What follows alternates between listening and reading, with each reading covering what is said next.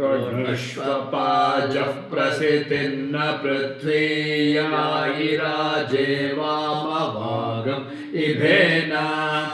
ऋष्वीमनुः प्रसितिन्द्रोणानोस्तासि विद्यदक्षसस्तपिष्ठैः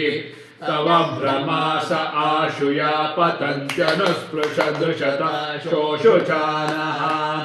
तपोगुष्यग्ने जुह्वा पतङ्गान सन्दितो विसृज विश्वगुल्काः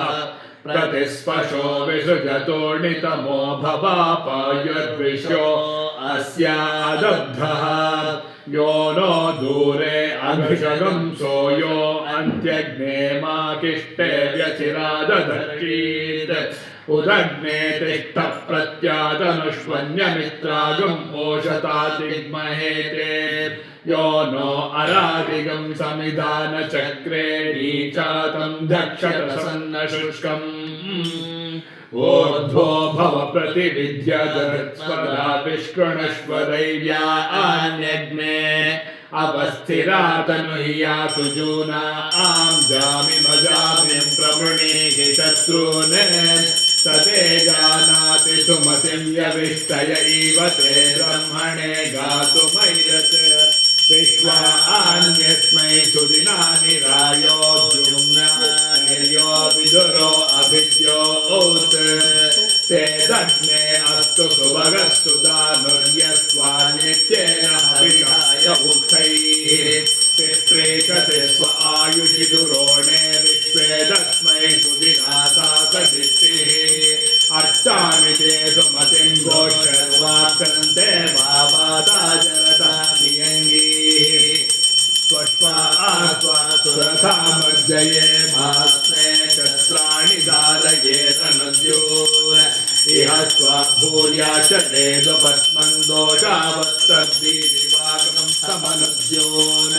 क्रीडन्तस्त्वा सुमनसते मा विद्युन्नातस्तिवागं सोजनानां यस्त्वा पक्षस्तु हिरण्यो हतारथेन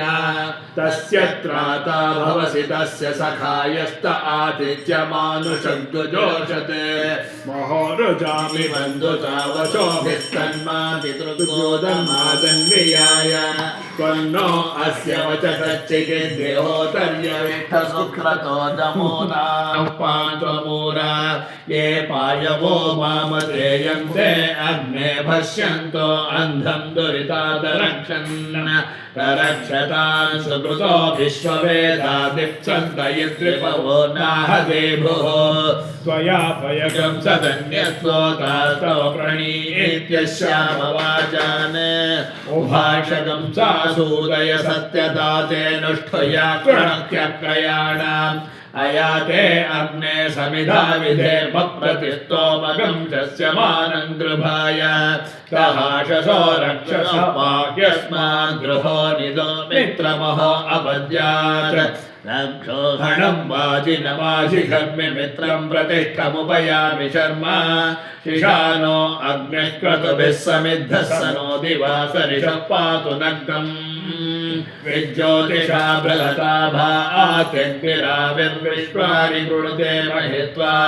प्रादेवीर्माया सा ते दूरे भाष्यशीते शृङ्गे रक्षते विनिक्षे उत स्वानासो दिविषन्त्वग्ने स्तिग्मायुधा रक्षसे हन्तवाऊ